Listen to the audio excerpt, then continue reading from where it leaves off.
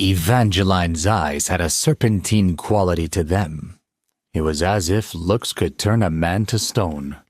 And while her words sounded sweet, they were laced with venom. But her charms had no effect on Chase. He knew her tricks. He hadn't been afraid of her back when he was growing up, and he certainly wasn't afraid of her now. He sat down calmly in the velvet armchair in front of the desk while she was sitting. He picked up the cup of coffee she had been drinking from and took a slow and purposeful sip. It was still hot.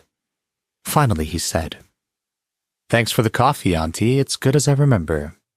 She grinned. "I see you're as polite as ever," she said. He was too tired to mince his words. "Why have you brought me here?" he said curtly. She pretended to be hurt. With a pout, she said, "Can't an auntie see her nephew every once in a while? It's been years. I miss you." He smiled.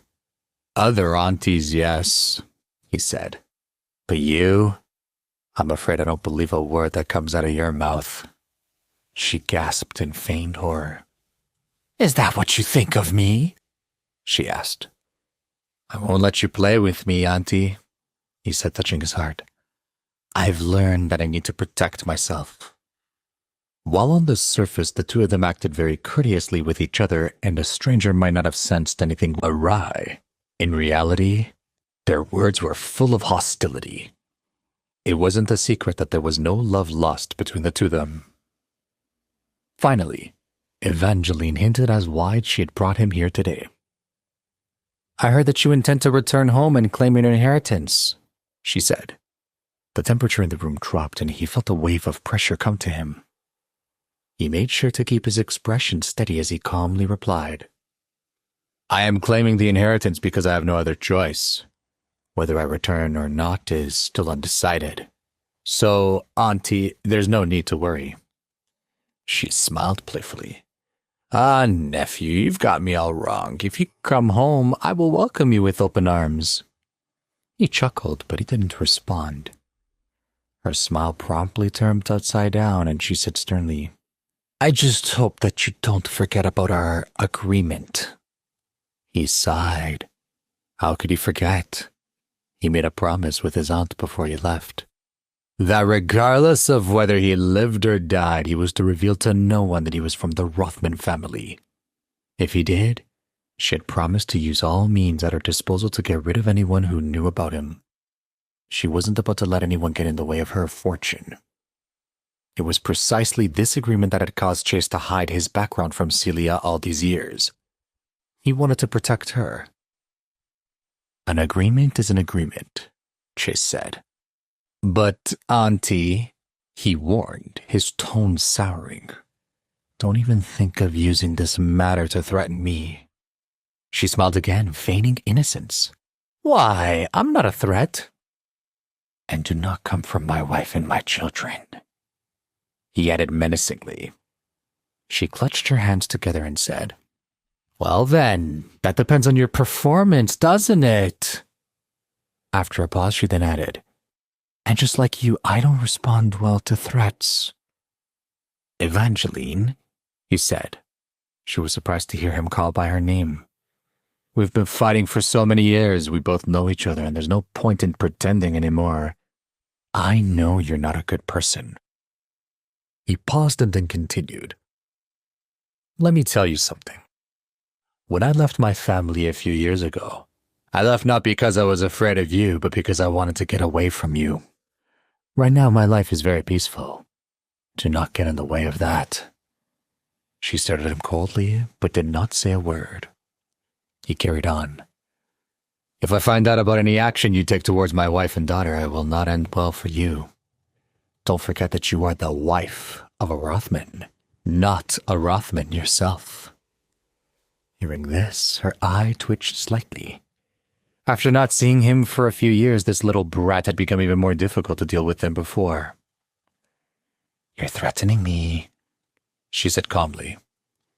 "Yes," he said. And with that, he got up and made his way to the building's front door under escort of the steward. He hopped back into the Porsche and directed the car to take him back to the city center. Evangeline's eyes lit up as she watched him leave through the picture window.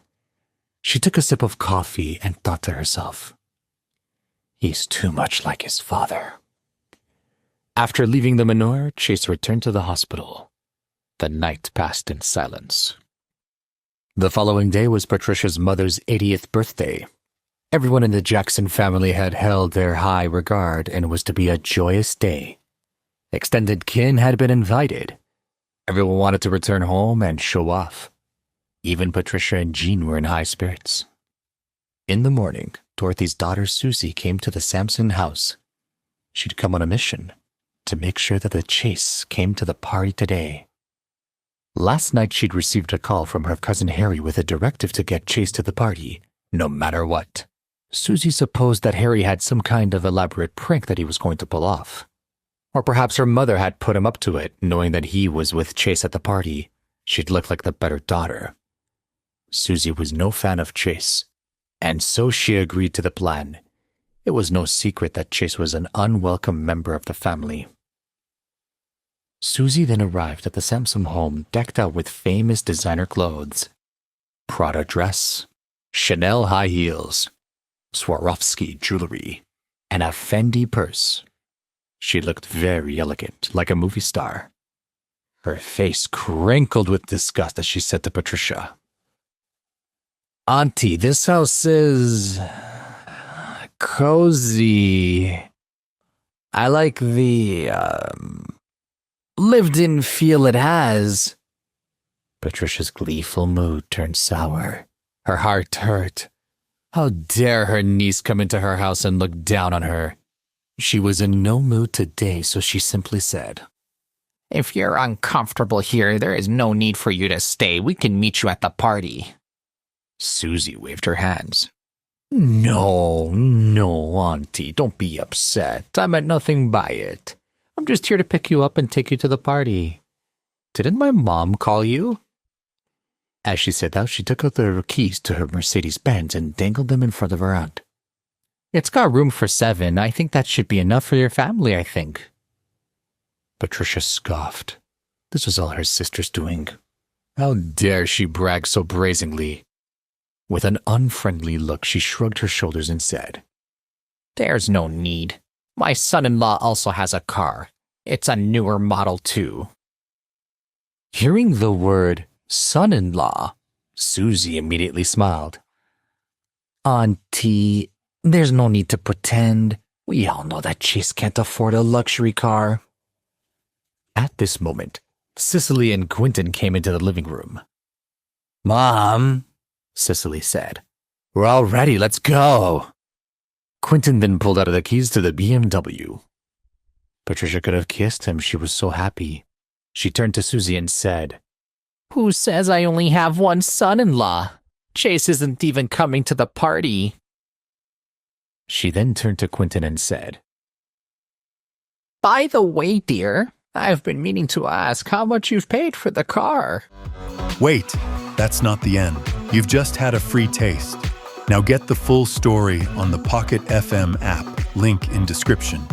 Check out our next video and playlist, and don't forget to like, share, and subscribe.